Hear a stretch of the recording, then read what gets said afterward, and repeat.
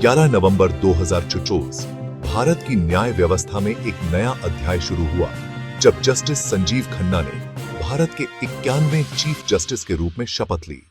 राष्ट्रपति भवन नई दिल्ली में ये शपथ ग्रहण समारोह हुआ। जस्टिस खन्ना ने अपने पूर्ववर्ती जस्टिस D.Y. चंद्रचूड़ का पद संभाला, जो 10 नवंबर 2024 को रिटायर हुए।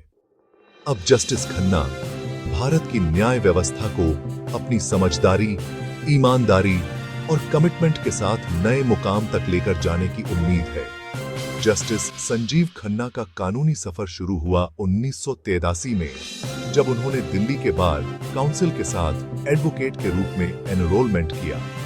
न्याय के प्रति उनका लगाव और प्रतिभा खानदान से मिली थी, क्योंकि वो एक प्रख्यात दिल्ली बेस्ड परिवार से आते हैं।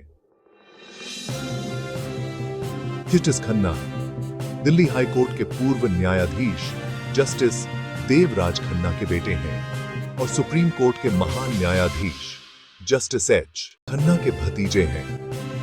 2004 में जस्टिस खन्ना को government of the national capital territory NCT of Delhi के लिए स्टैंडिंग काउंसिल सिविल के रूप में चुना गया। एक साल बाद 2005 में उन्हें दिल्ली हाई कोर्ट का एडिशनल जज बनाया गया। उनकी जुडिशियल प्रतिभा और ईमानदारी जल्दी ही लोगों के सामने आई और 2006 में उन्हें परमानेंट जज बना दिया गया। जस्टिस खन्ना के करियर में एक बड़ा मोड़ आया 18 जनवरी 2019 को, जब उन्हें सुप्रीम कोर्ट ऑफ इंडिया में एलिवेट किया गया। सुप्रीम कोर्ट में अपने कार्यकाल के दौरान जस्टिस खन्ना कई महत्वपूर्ण फैसलों का हिस्सा रहे हैं। ईवीएम की इंटीग्रिटी से लेकर इलेक्टोरल बॉन्ड स्कीम को खत्म करना और आर्टिकल 370 के एब्रोगेशन को अपहोल्ड करना, उनके फैसलों का कानूनी व्यवस्था पर गहरा असर पड़ा है। ये सब के अलावा उन्होंने पूर्व दिल्ली चीफ मिनिस्टर अरविंद केजरीवाल को इंटरिम बेल देने का भी फैसला किया। जून से दिसंबर 2023 तक उन्होंने supreme court legal services committee के चेयरमैन के रूप में सेवा दी।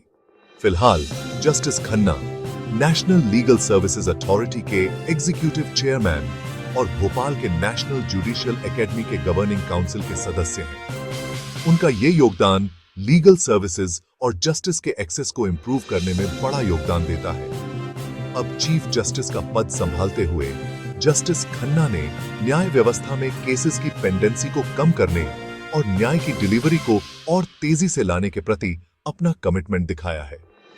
चीफ जस्टिस के रूप में उनका ये टर्म 13 मई 2025 तक चलेगा और इस दौरान वो न्याय व्यवस्था में कई महत्वपूर्ण सुधार लाने का लक्ष्य रखते हैं। Thank you for watching.